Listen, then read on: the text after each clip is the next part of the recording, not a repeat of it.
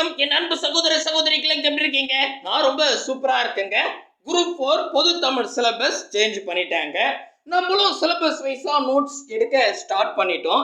அதுல ஒரு யூனிட்டுக்கு சிலபஸை கம்ப்ளீட் பண்ணிட்டோம். வெறும் 16 பக்கம் படிச்சா போதுங்க. அது என்ன யூனிட் சார் அப்படின்னு கேக்குறீங்களா? நம்ம சிலபஸ்ல 4th யூனிட்டா கலை சொற்கள் அப்படின்னு கொடுத்துருப்பாங்க. இதுல 10 கேள்விகள் கேட்கிறோம் அப்படின்னு சொல்லியிருந்தாங்க. இதில் நாங்கள் என்ன பண்ணியிருக்கோம், 6th இருந்து 12th வரைக்கும் எங்கெல்லாம் கலை சொற்கள் இருக்கோ அதெல்லாம் அழகாக ஒருங்கிணைச்சு கொடுத்துருக்குங்க. அதுவும் புக் வைஸா இல்லை சாப்டர் வைஸா பிரிச்சு கொடுத்துருக்கோம். 6th புக்கில் என்னென்ன சாப்டர் இருக்கு, அதில் எங்கெல்லாம் வந்து ஆங்கில சொல்லுக்கு நேரான தமிழ் சொல் இருக்குது அப்படின்றது படிக்கிறதுக்கு ரொம்ப எளிமையா இருக்கிற மாதிரி இந்த ஷார்ட் நோட்ஸ் ரெடி பண்ணியிருக்கோம். உடனே நீங்க ஒரு கேள்வி கேட்பீங்க, ஆமா இதை மட்டும் படிச்சா போதுமா, வெறும் 16 பக்கம் படிச்சா போதுமா அப்படின்னு ஒரு கேள்வி கேட்பீங்க. உண்மையா கரெக்டான கேள்வி தாங்க. அதுக்கு ஆன்சர் நான் சொல்ல வேணாம், டிஎன்பிசியே சொல்லியிருக்காங்க. என்ன, இப்போ நமக்கு கொஞ்சம் சிலபஸ் கொடுத்துட்டு அதுக்கு உதாரணம் அப்படின்னு சொல்லிட்டு இங்க கொடுத்துருக்காங்க இல்லையா, இந்த உதாரணமா கொடுத்தது எல்லாம் எங்க இருக்கு அப்படின்னு நாங்க புக்ல தேடினோங்க. அதில் 6th புக்கில் 2 கேள்வி கேட்டிருக்காங்க. நான் வித் பேஜ் நம்பரோட ப்ரூஃப் கலெக்ட் பண்ணியிருக்கேன், தாராளமாக செக் பண்ணிக்கோங்க. அதுக்கப்புறம் 8th புக்கில் ஒரு கேள்வி இருக்குது. அதுக்கப்புறமா 9th புக்கில் ஒரு கேள்வி இருக்குது. எல்லாமே புது புக்கில் தான், சரிங்களா? ஸோ 6th 2, 8th 1, 9th 1 அப்படின்னு கேட்டு வச்சிருக்காங்க. சூப்பர்பா. அப்போ 6th இருந்து 12th வரைக்கும் கலை சொற்கள் படித்தா போதுன்றது தெளிவாக மறைமுகமாக தெரிய வருது. நான் 6th இருந்து 12th வரைக்கும் மொத்தம் எவ்வளோ இருக்குதுன்னு பார்த்தீங்கன்னா, 6th புக்கில் 61, 7th புக்கில் 81, 8th புக்கில் 61, 9th புக்கில் 73, 10th புக்கில் 47, 11th புக்கில் 130, 12th புக்கில் 65ன்னு 518 இருக்குதுங்க. அடேங்கப்பா. அதை ஃபுல்லாக ஒருங்கிணைச்சு உங்களுக்கு பிடிஎஃபா மாற்றி கொடுத்துருக்கோம். இந்த பிடிஎஃப்பை எப்படி டவுன்லோட் பண்ணணும் அப்படின்னு தெரிஞ்சுக்கணும்னா இந்த வீடியோவை கொஞ்சம் கூட ஸ்கிப் பண்ணாம ஃபுல் வீடியோ பாருங்க. முக்கியமா நம்ம சேனலுக்கு நீங்க புதுசாக இருந்தா சப்ஸ்கிரைப் பண்ணி வச்சுங்க. கூடவே பக்கத்தில் இருக்கிற பெல் ஐக்கானை பிரஸ் பண்ணி ஆல் இருக்கும், அது செலக்ட் பண்ணிட்டீங்கன்னா நம்ம போடுற வீடியோ உடனே நோட்டிஃபிகேஷனாக வரும். இந்த வீடியோ பிடிச்சிருந்தா லைக் பண்ணுங்க, உங்க ஃப்ரெண்ட்ஸுக்கு ஷேர் பண்ணி விட்டுருங்க. அப்படியே கீழே டிஸ்கிரிப்ஷன்ல டெலகிராம் குரூப்புக்கு 2 லிங்க்கும் வாட்ஸ்அப் சேனலுக்கு ஒரு லிங்க்கும் கொடுத்துருப்போம். ஏதாவது ஒரு குரூப்ல ஜாயின் ஆகிடுங்க. நம்மளோட டெஸ்ட் நோட்ஸ் எல்லாம் அதில் தான் ஷேர் பண்ணிட்டு வரோம். சரி, எனக்கு டெலகிராம் ஆப்லாம் இல்லை, ஒன்லி படிக்கிறதுக்கு வாட்ஸ்அப் மட்டும் தான் யூஸ் பண்ணுறேன் அப்படின்றவங்களுக்கு நம்பர் கொடுத்துருக்கேன். 9442430457. இந்த எண்ணுக்கு ஆனா இருந்தா பிரதர் அப்படின்னும் பெண்ணா இருந்தா சிஸ்டர் அப்படின்னும் ஒரு வாட்ஸ்அப் பண்ணுறேங்க. ஏன்னா நம்ம பிரதர் குரூப் சிஸ்டர் குரூப்னு தனித்தனியாக மெயின்டைன் பண்ணிட்டு வரோம் ஒரு சேஃப்டிக்காக. இந்த பிடிஎஃப் எப்படி டவுன்லோட் பண்ணணும்னு எண்டில் சொல்லிடுறேன். முதல்ல சிலபஸை அனலைஸ் பண்ணிவிடுவோம். நான் என்ன பண்ணிட்டேன், நம்ம பொது தமிழ் சிலபஸ் எடுத்துக்கிட்டிங்கன்னா மொத்தம் 100 கேள்வி 7 யூனிட்டாக பிரித்து கொடுத்துருக்காங்க. இதில் ஒரு முக்கியமான விஷயம் என்னென்னா, எந்தெந்த யூனிட்டில் எவ்வளோ கேள்விகள் கேட்போம் அப்படின்னு சொல்லியிருக்காங்க. அதில் 4வது யூனிட்டாக கலை சொற்கள் அப்படின்னு சொல்லிட்டு 10 கேள்விகள் கேட்போம் அப்படின்னு சொல்லிட்டாங்க. அப்படி என்னதான் இருக்குது சிலபஸ்குள்ளன்னு சிலபஸ்குள்ள போய் படித்து பார்த்தா பல்துறை சார்ந்த கலை சொற்கள், அதாவது அறிவியல், கல்வி, மருத்துவம், மேலாண்மை, சட்டம், புவியியல், தொழில்நுட்பம், ஊடகம், தகவல் தொழில்நுட்பம் உள்ளிட்ட பல்வேறு துறைகள் சார்ந்த கலை சொல்லுக்கு நேரான தமிழ் சொல்லை அறிய வேண்டும் அப்படின்னு சொல்லிட்டாங்க. அப்போ அதுக்கு எக்ஸாம்பிள் கொஞ்சம் கொடுத்துருக்காங்க. அந்த எக்ஸாம்பிள் நான் அப்புறம் படிக்கிறேன். இப்போ இந்த எக்ஸாம்பிள் வச்சு தான் நம்ம இந்த தலைப்பெல்லாம் கிரியேட் பண்ண முடியும். புக்கில் ஒரு உதாரணத்துக்கு சொல்றேங்க.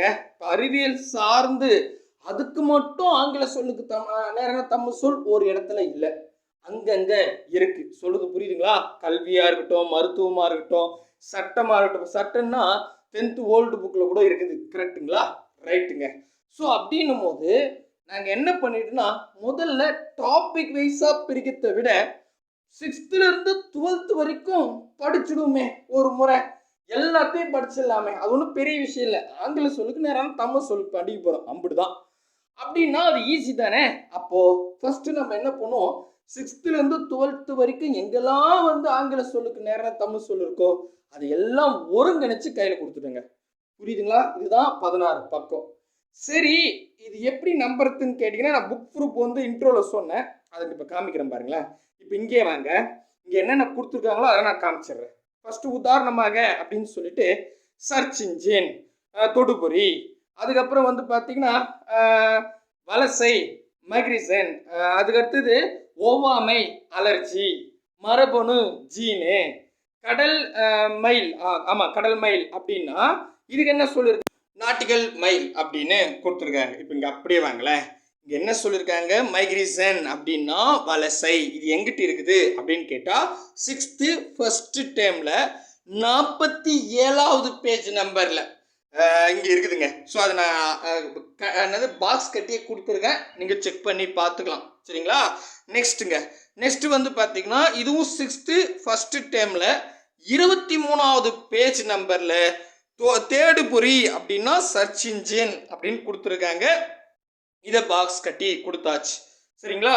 அதுக்கு அடுத்தது 8th நியூ புக்கில் வந்து பார்த்தீங்கன்னா 68வது பேஜ் நம்பர்லேயே 2 கேள்வி இருக்குது. ஒன்று அலர்ஜின்னா ஒவ்வாமை, இன்னொன்று ஜீன்னா மரபணு. பக்கத்துல இருக்கு. இதை தான் எக்ஸாம்பிளாக கொடுத்துருக்காங்க. புரியுதுங்களா? தெளிவாக புரியுதா? ரைட்டுங்க. அதுக்கு அடுத்ததா இங்கே என்னன்னா நாட்டிக்கல் மைல் அப்படின்னா கடல் மைல். இது எங்கே இருக்குன்னா 9th நியூ புக்கில் வந்து 121வது பேஜ் நம்பரில் டைரெக்டாக இருக்குது. இப்போ நமக்கு தெளிவாக தெரிஞ்சிருச்சு, அவங்க புத்தகத்தில் இருந்து தான் அங்கங்கே எக்ஸாம்பிள் கொடுத்துருக்காங்க. எக்ஸாம்பிள் எதுக்கு கொடுக்குறாங்க, இங்கேருந்து தான் நாங்கள் எடுக்க போகிறோன்றத சொல்கிறாங்க. அப்படின்னா இருக்கிறது பார்த்தீங்கன்னா 6th 2, அதுக்கப்புறம் வந்து 8th 2, 9th 1. கரெக்டாக? அப்போ நமக்கு தெளிவாக தெரிஞ்சிருச்சு, இவங்க 6th 12th வரைக்கும் இருக்கிற புக்கில் இருந்து கலைச்சொற்கள் தான் எடுத்து கேட்க போகிறாங்க. சரிங்களா?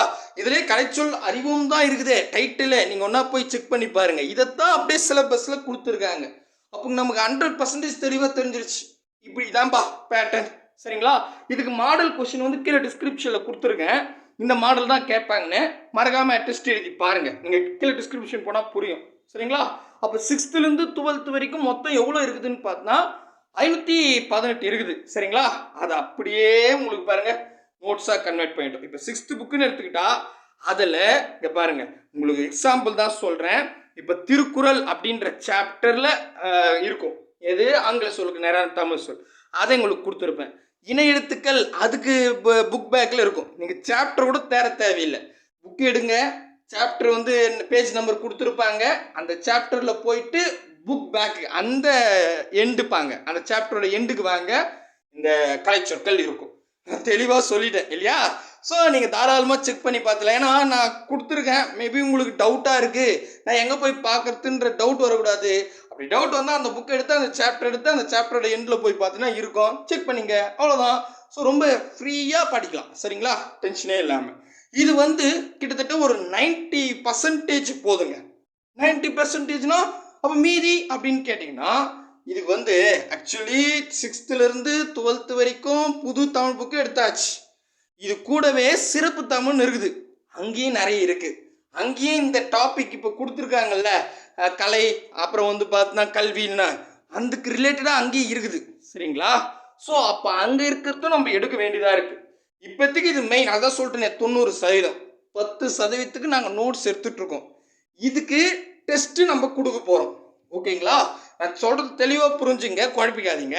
நம்ம டெஸ்ட் பிளான் என்னன்னா, முதல்ல இந்த நோட்ஸை டவுன்லோட் பண்ணிங்க, நம்ம குரூப்பில் ஜாயின் பண்ணிங்க.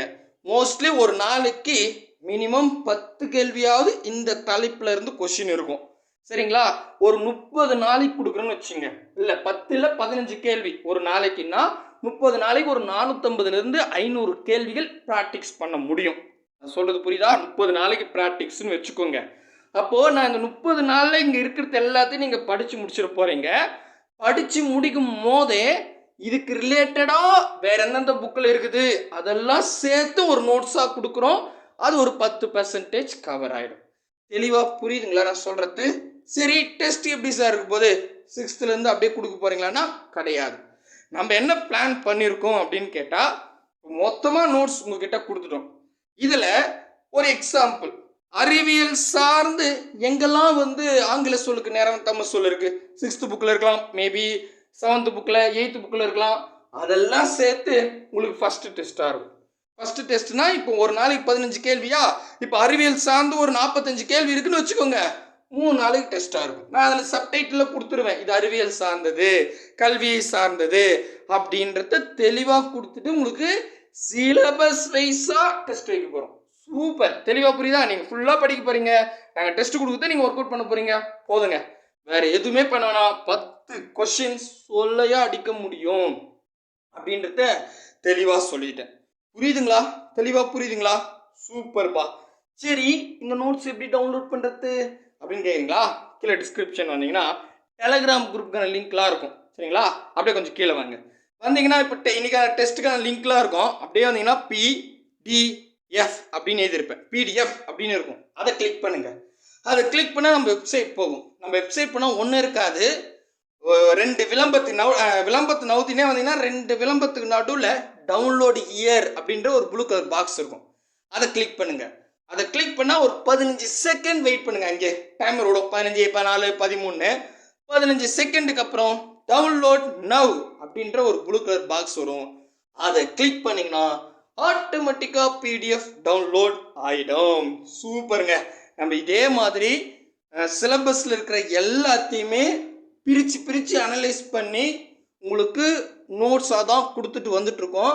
ஸோ அதனால் நீங்கள் சப்ஸ்கிரைபிள் பண்ணல இது வரைக்கும்னாலும் பண்ணிவிட்டு கூடவே ஃபாலோ பண்ணிட்டு வந்தீங்கன்னா நம்ம சிலபஸை ஈஸியாக கம்ப்ளீட் பண்ண முடியும். ஏன்னா நம்மக்கிட்ட இருக்கிற டீம் அந்த மாதிரி ஸ்ட்ராங்கான டீம்.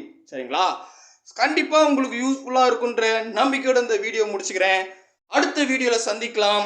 கூடவே வாங்க, அரசு வேலையோடு போங்க. பாய் பிரதர் அண்ட் சிஸ்டர்.